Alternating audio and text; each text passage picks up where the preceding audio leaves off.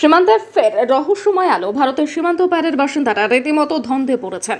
ভারত বাংলাদেশ সীমান্তে আবারও ভারতের আকাশে দেখা গেল রহস্যময় একাধিক রঙিন আলো। বৃহস্পতিবার রাতের অন্ধকারে হিঙ্গলগঞ্জের 13 নম্বর স্যান্ডেলবিল এবং হাসনাবাদের কাটাখালী এলাকার আকাশে একাধিক রঙিন আলোর বিন্দু দেখতে পান স্থানীয়রা। প্রত্যক্ষদর্শীদের দাবি এগুলো ড্রোন হতে পারে। আলোর আকার, গতি এবং দিক পরিবর্তনের ধরন দেখে সন্দেহ আরও ঘনীভূত হয়েছে। রাতের নীরবতা ভেঙে হঠাৎই এই আলোর উপস্থিতি এলাকাবাসীর মধ্যে চাঞ্চল্যের সৃষ্টি করেছে।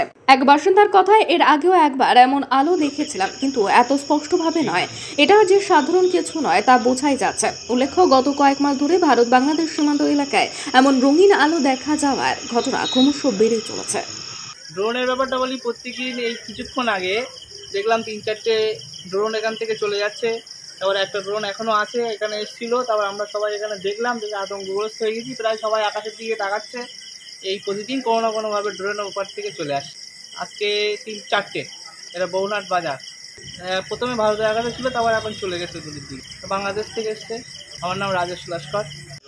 আকাশে ড্রোন উঠছে যে আশঙ্কা দেখতে পাচ্ছি, তার জন্য সাধারণ মানুষ কৌতূহল এবং মানুষের কৌতূহল বা আবেগ বা উৎসাহ নিয়ে আসছে কী ব্যাপারে এরকম আশঙ্কা, একটা ড্রোন আকাশে উঠছে কেন।